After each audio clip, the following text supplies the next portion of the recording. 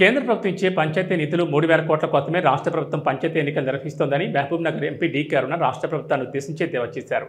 నారాయణపేట జిల్లా భాజపా కార్యాలయంలో ఏర్పాటు చేసిన విలేకరుల సమావేశంలో ఎంపీ మాట్లాడుతూ రాష్ట్ర ప్రభుత్వానికి చిత్తశుద్ధి ఉంటే సర్పంచుల పదవీ కాలం అయిన వెంటనే పంచాయతీ ఎన్నికలు నిర్వహించి ఉండేదని, మరి ఎందుకు నిర్వహించలేదని ఎంపీ సూటిగా ప్రశ్నించారు.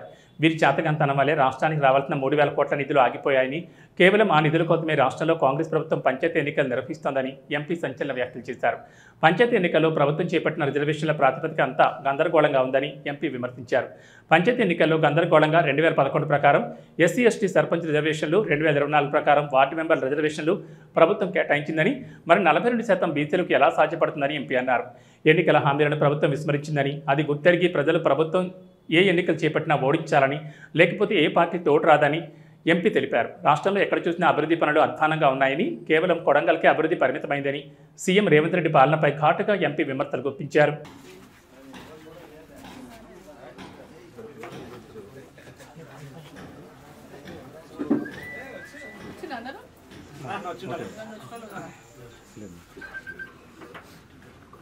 జిల్లా హాస్పిటల్, జిల్లా కేంద్రంలో ఉన్నటువంటి ఆసుపత్రిలో అసలు వైద్యం అందక ఈరోజు ప్రజలంతా ఇబ్బంది పడుతున్నారు.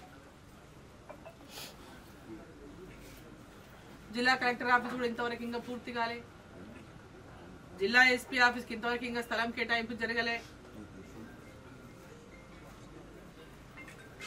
ఈరోజు ఇంటిగ్రేటెడ్ స్కూల్ నారాయణపేట జిల్లాకి ఇచ్చిందాన్ని ఎత్తుకపోతున్నారు.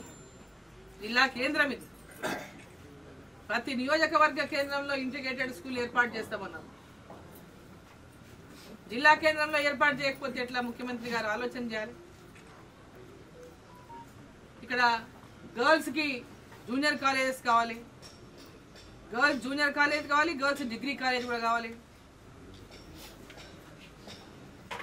దగ్గర చేనేత కార్మికులకు పెద్ద ఎత్తున సబ్సిడీ రుణాలు అందించాలి, వాళ్ళని ప్రోత్సహించడానికి.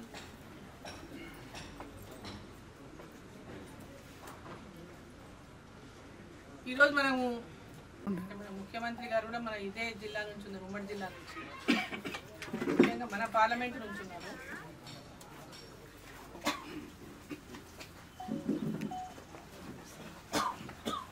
ఈ ప్రాంతం అంతా కూడా